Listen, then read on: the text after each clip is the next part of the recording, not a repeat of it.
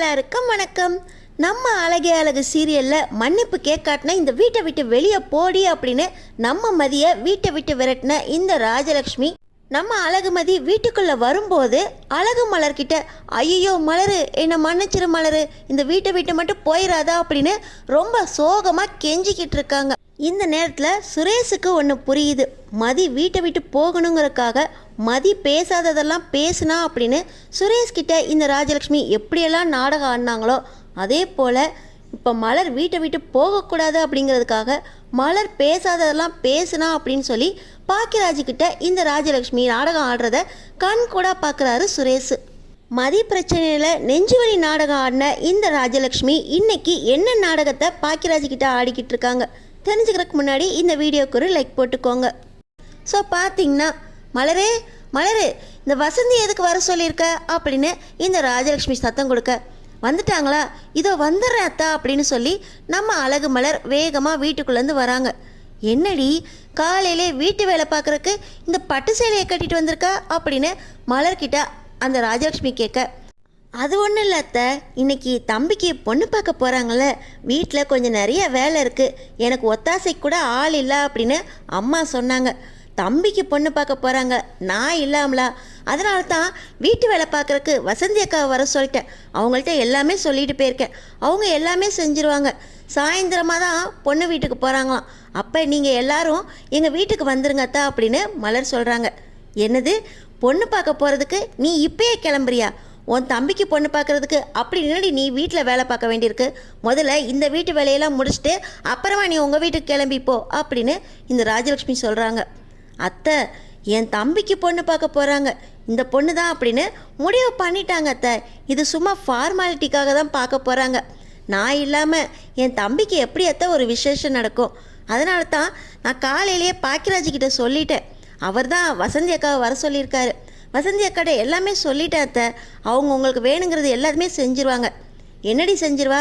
ஏற்கனவே நீங்கள் எல்லாரும் கொடைக்கானல் கிளம்பி போனப்போ அவள் சப்பாத்தியா சுட்டா வரட்டியை சுற்றி அடுக்கி வச்சுருந்தா, சோறை ஆக்கி வச்சுருந்தா, சோறு வேகவே இல்லை, பருப்பு தண்ணி அதில் மஞ்சத்தூளை கலக்கி சாம்பாருங்கிற பேரில் கலக்கி வச்சுருந்தா, வாய்க்கு விளங்கலை. அதை சாப்பிட்டு உங்கள் மாமாவுக்கு வயிற்றுக்கே ஒத்துக்கலை. வீட்டில் சீரக தண்ணி வச்சு கொடுக்க கூட ஆள் இல்லை. இப்போயும் என் கால் 2 காலும் விண்ணுன்னு தெரிக்குது. இந்த வயசுக்கு மேலே என்னால் இங்கேருந்து அங்கே கூட நடக்க முடியல. நீ பாட்டு கிளம்பி போகிற, வீட்டு வேலையெல்லாம் யார் பார்க்குறது? பார், போட்ட துணியெல்லாம் போட்ட மாதிரி அப்படியே கிடக்கு, அதை இன்னும் துவைக்கல. நீ கிளம்பி போகிறேன்னு என்கிட்ட சொன்னியா அப்படின்னு இந்த ராஜலக்ஷ்மி கேட்க, அத்தை அதான் எங்கள் அம்மா ஃபோன் பண்ணி உங்களுக்கெல்லாம் பொண்ணு பார்க்க போகிறதுக்கு அழைப்புன்னு சொன்னாங்களே, நான் போவேன்னு உங்களுக்கு தெரியாத அத்தை? அது என்னடி, நைட்டு தானே போகணும், வீட்டில் எல்லா வேலையும் பார்த்து வச்சுட்டு அப்புறமா நீ கிளம்பிப்போ அப்படின்னு இந்த ராஜலக்ஷ்மி சொல்கிறாங்க. அத்தை, அது வீட்டில் அம்மா மட்டும்தான் இருக்காங்க அத்தை, தம்பிக்கு நான் வீட்டில் போய் எல்லாமே செய்யணும் அத்தை அப்படின்னு நம்ம மலர் சொல்ல, அதெல்லாம் செஞ்சுக்கலாம். முதல்ல அத்தை மாமா முக்கியமா உன் தம்பி முக்கியமா? இங்கே தானே அத்தை எப்போவுமே இருக்கேன், என் தம்பிக்கு செய்ய வேண்டியதெல்லாம் முறையை நான் செய்ய வேண்டாமா அத்தை அப்படின்னு நம்ம மலர் கேட்க, இந்த முறையெல்லாம் எங்கேருந்து வந்துச்சு? நீ ஓடி பாக்கியராஜை கல்யாணம் பண்ணிக்கிட்டியே, இதெல்லாம் என்னடி முறை அப்படின்னு சொல்லி இந்த ராஜலக்ஷ்மி கேட்க, அத்தை இதையே இன்னும் எத்தனை வருஷம்தான் சொல்லி சொல்லி காட்டுவீங்க? பாக்கியராஜை வேணா நான் ஓடி கல்யாணம் பண்ணியிருக்கலாம், ஆனால் பாக்கியராஜை கல்யாணம் பண்ணதுக்கப்புறம் எனக்கு 20 பவுன் நகை போட்டாங்க, 2 இடம் கொடுத்தாங்க. ஆனால் இப்போ என்கிட்ட இருக்கிறது 2 பவுன் கூட இல்லை. தாலி செயின்லேயும் தாலி மட்டும்தான் தொங்குது, கழுத்துலையும் மஞ்சள் கயிறு தான் போட்டிருக்கேன் அத்தை. 2 இடத்தையும் சுரேஷ் கல்யாணத்துக்காக நீங்கள் வாங்கிக்கிட்டீங்க, அதுக்கு வட்டி கட்டி அதை திருப்பி தரேன்னு சுரேஷ் சொன்னானே தவிர அதுக்கப்புறம் 1 மாதம் கூட வட்டி கட்டல. எங்கள் அம்மா எனக்குன்னு கொடுத்தது அந்த ஒரு நிலம் மட்டும்தான், அதை தான் ராகவிக்குன்னு வச்சுருந்தோம், அதையும் சுரேஷ் கல்யாணத்துக்குன்னு கேட்டு வாங்கினீங்க. அந்த இடத்த யாருமே திருப்பி தர மாதிரியும் தெரியல. பாக்கியராஜ் அதுக்கு வட்டியாவது கட்டுவாரன்னு பார்த்தா அதுவும் இல்லை. ஆனால் எங்கள் கல்யாணத்தை மட்டும் 6 வருஷமாக சொல்லி சொல்லி காட்டுறீங்க. இந்த கல்யாணத்தில் என்ன குறைய கண்டீங்க? எங்கள் அம்மா உங்களுக்கு செய்ய வேண்டிய முறையில் என்ன குறை வச்சாங்க அத்தை அப்படின்னு நம்ம மலர் கேட்க, என்னடி வாய் ரொம்ப நீண்டுக்கிட்டே போகுது? இந்த வேலைக்காரி வச்சு எனக்கு வேலை செய்கிற வேலையெல்லாம் வேண்டாம். இந்த வீட்டுக்கு மூத்தவங்க நாங்கள், எங்களுக்கு செய்ய வேண்டிய முறையை மருமகளாக நீ தான் செய்யணும். சாப்பாடு செஞ்சு வச்சு என்னென்ன குழம்பு வைக்கணும்னு மாமா சொன்னாரோ எல்லாத்தையும் செஞ்சு வச்சுட்டு அதுக்கப்புறம் இந்த பட்டு சேலையெல்லாம் கட்டிக்கிட்டு உன் தம்பி வீட்டுக்கு போயிட்டு போ, எங்கே வேணாலும் போ. உன் தம்பிக்கு பொண்ணு பார்க்குறதுக்கெல்லாம் நாங்கள் வர முடியாது. என்னமோ வீணா போன வேலையை செஞ்சுக்கிட்டு கவர்மெண்ட் வேலை செய்கிற மாதிரி இவனுக்கு கல்யாணமா, இதுக்கு நாங்கள் எல்லாருமே குடும்பத்தோடு வரணுமா? இதுக்கு இவன் முன்னாடியே கிளம்பி போகிறா. இந்த வசந்தி செய்கிற வேலையெல்லாம் எங்களுக்கு வேண்டாம். அவள் சமைச்சு யார் சாப்பிட்றது? இந்த வயசான காலத்தில் இந்த காலை வச்சுக்கிட்டு என்னால் வேலையெல்லாம் செய்ய முடியாது அப்படின்னு இந்த ராஜலட்சுமி சொல்கிறாங்க. அத்தை, என்னாலே இந்த வேலையெல்லாம் செய்ய முடியாது. ஏதோ ஒரு நாள் 2 நாள்னா பரவாயில்ல, வருஷ கணக்கில் நான் செஞ்சுக்கிட்டு இருக்கேன். ஒரு நாள் அதுவும் வசந்தி அக்கா விட்டுட்டு நான் போகிறேன்னு சொல்கிறேன், அதுக்கு கூட என்னை போக விட மாட்டீங்களே அப்படின்னு நம்ம மலர் கேட்குறாங்க. இந்த மதி வீட்டுக்கு மருமகளாக வந்தாலும் இந்த வீட்டில் எல்லாருக்குமே வாய் ஜாஸ்தி ஆயிடுச்சு. அவள் என்னன்னா எங்களை போலீஸ் ஸ்டேஷனில் போய் இறக்கி விடுறா, நீ என்னன்னா வசந்தியை விட்டுட்டு நீங்களே உங்களை பார்த்துக்கோங்கன்னு சொல்கிற. இந்த வீட்டில் வாய் இல்லாத புள்ள பூச்சி மாதிரி இருந்த.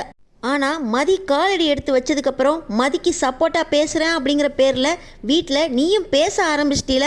என்னைக்காவது நான் சொன்ன வேலையை செய்யாமல் நீ போயிருக்கியா? தண்ணி எடுத்து கொடுனாலும் எந்திரிச்சு எந்த வேலைனாலும் வந்து கொடுத்துட்டு போவ. இப்போ யாரோ ஒருத்தி இங்கே இருக்க விட்டுட்டு நீ கிளம்பி போறியா? எல்லாம் அந்த மதி கொடுத்த தைரியம் தான் அப்படின்னு சொல்லி இந்த ராஜலட்சுமி பேசிக்கிட்டு இருக்கும்போது நம்ம அழகுமதியை கூட்டிக்கிட்டு சுரேஷ் வீட்டுக்குள்ளே வராரு.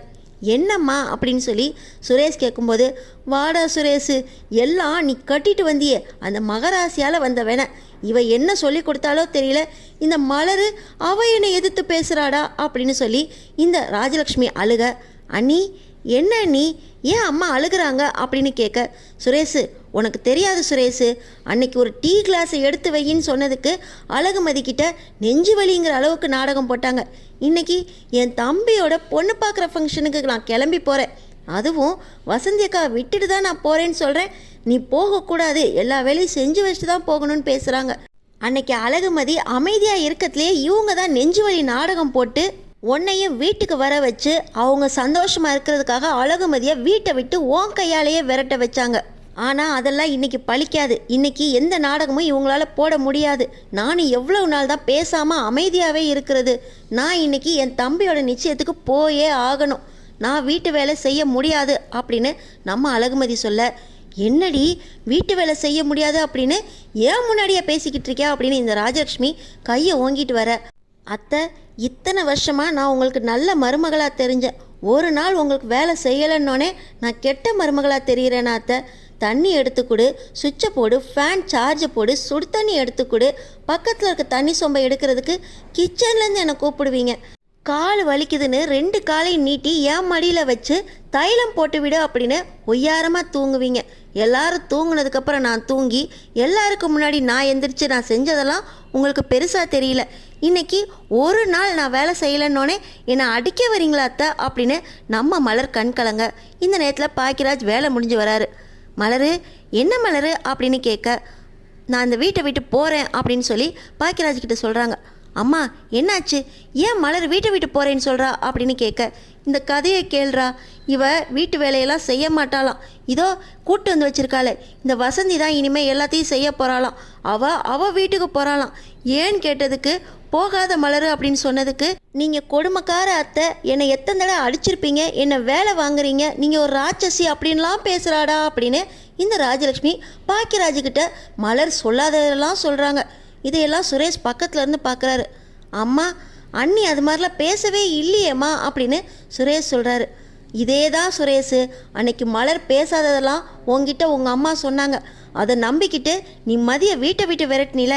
இன்றைக்கி பாரு, நான் சொல்லாததெல்லாம் பாக்கியராஜுக்கிட்ட சொல்லி என்ன வீட்டை விட்டு விரட்டுறாங்க அப்படின்னு இந்த மலர் சொல்ல, உன்னை யார் வீட்டை விட்டு போக சொல்லலை. நீ இந்த வீட்டுக்கு கண்டிப்பாக இருக்கணும் மலரு. எங்களுக்கு வேணுங்கிறதெல்லாம் செய்கிறதுக்கு உன்னை தவிர யாருமே கிடைக்க மாட்டாங்க மலரு. இந்த வசந்தி வீட்டு வேலை செய்வான்னு நினைக்கிறியா? இவ எங்களை தான் வேலை வாங்குவா. பாதி வேலை செஞ்சுட்டு மீதி வேலையை எங்களுக்காக விட்டுட்டு போவா.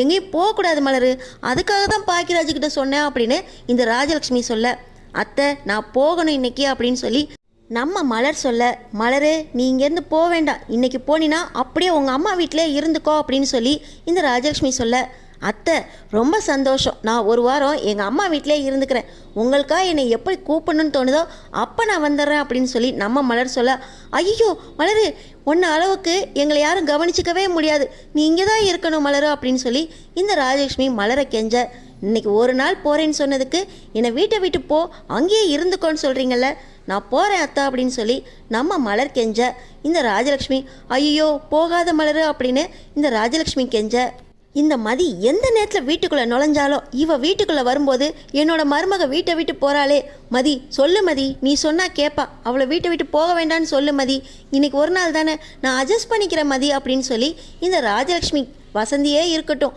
இன்னைக்கு ஒரு நாள் தானே உங்கள் வீட்டுக்கு போயிட்டு வா அப்படின்னு சொல்லி மலர்கிட்ட கெஞ்சுறாங்க ராஜலக்ஷ்மி. இதையெல்லாம் பக்கத்தில் நின்று பார்த்துக்கிட்டு இருக்க நம்ம அழகுமதி அக்கா உங்களை போக வேண்டான்னு கெஞ்சுறாங்க, என்ன வீட்டை விட்டு விரட்டி விட்டு எப்படி போவேன்னு சொல்கிறாங்க. சுரேஷ் கூட அன்னைக்கு இவ்வளோ நடந்திருக்கு, மதி மேலே தான் தப்பு அப்படின்னு எப்படி நாடகம் போட்டு விரட்டி விட்டீங்களேம்மா அப்படின்னு சுரேஷ் ராஜலக்ஷ்மி கிட்ட கேட்க, சுரேஷ் அன்னைக்கு மதி எத்தனை தடவை சொன்னிச்சு, இவங்க பேசுனதில் 10% கூட நான் பேசலை, தப்பே செய்யாமல் நான் மன்னிப்பு கேட்க மாட்டேன் அப்படின்னு மதி எத்தனை தடவை உங்ககிட்ட சொன்னிச்சு. நீ அம்மா பேச்சை நம்பிட்டு வீட்டை விட்டு விரட்டினில, இன்னைக்கு அம்மாவுக்கு அதுவே திருப்பிக்கிச்சு. நீயே உன் கண் கூட பார்த்தில, மலர் சொல்லாததெல்லாம் அம்மா நான் சொன்னதா சொல்லி என்கிட்ட சொன்னாங்க. மலர் வீட்டை விட்டு போகக்கூடாதுங்கிறதுக்காக அம்மா இன்னைக்கு சொல்கிறாங்க, அன்னைக்கு மதி வீட்டை விட்டு போகணுங்கிறதுக்காக அம்மா அன்னைக்கு போய் சொன்னாங்க அப்படின்னு பாக்கியராஜ் சுரேஷ் கிட்ட சொல்ல, அம்மா நீங்கள் பண்ணுறது நியாயமா அப்படின்னு சொல்லி சுரேஷ் கேட்க, அடுத்தடுத்து என்ன நடக்க போகுதுன்னு தெரிஞ்சுக்கிறதுக்கு நம்ம சேனலை சப்ஸ்கிரைப் பண்ணி தொடர்ந்து பாருங்கள்.